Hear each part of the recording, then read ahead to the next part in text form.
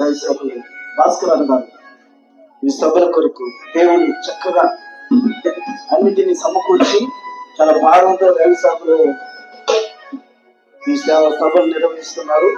కాబట్టి దేవుడు సహాయం చేసి అన్నిటినీ దేవుడే దయచేసి నడిపించినట్లుగా ప్రార్థన చేస్తారు దయచేసి భాస్కర్ గారు.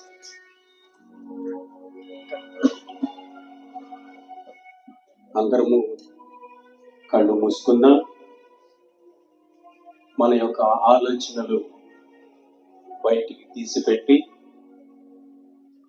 మనలో ఉన్నటువంటి సమస్తమును ఏ ఇరుకులు, ఇబ్బందులు, సమస్యలు ఉన్నావో వాటన్నిటినీ దేవుని పాద సన్నిధిలో ఉంచి మనల్ని మనము దేవునికి అప్పగించుకొని దేవుని సన్నిధిలో వినయము, భయము, భక్తితో ఆయన సన్నిధిలో మనము మనపూర్వకముగా ఆయనకి స్తుతులు చెల్లిస్తూ దేవుని సన్నిధికి వచ్చిన మనము ఏ ఉద్దేశంతో వచ్చి ఉన్నామో అది మనకు తెలుసు, దేవునికి తెలుసు. ఎందుకంటే హృదయాంతరంగము ఎడిగిన దేవుడు కనుక ఆయన మన హృదయానుసారంగా మనల్ని ఆ రీతిగా నడిపించలాగా ప్రార్థన చేస్తున్నాం. పరలోకమందున్న మా తండ్రి, మీ పరిశుద్ధ పాదములకై స్తుతులు స్తోత్రాలు చెల్లిస్తున్నాం. 4 మాసములు మీ కృపలో మమ్మల్ని భద్రపరిచి ఉన్నారు.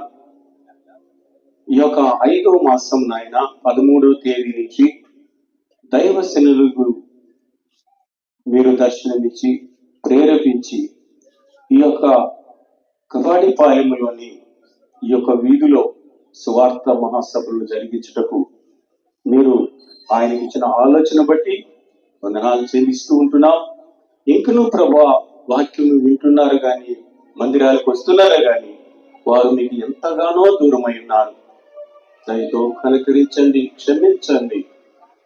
ఈ వాక్యములు ఈ దినము అంతా, రేపు ఎల్లుండి జరగు మహాసభలలో వారి యొక్క వాక్యములు మీరు బిడ్డల ద్వారా మాట్లాడి వారిని సరిచేసి సిద్ధపరిచి మీరు ఆకడుకు సిద్ధపరచండి, ఆయుక్తపరచండి.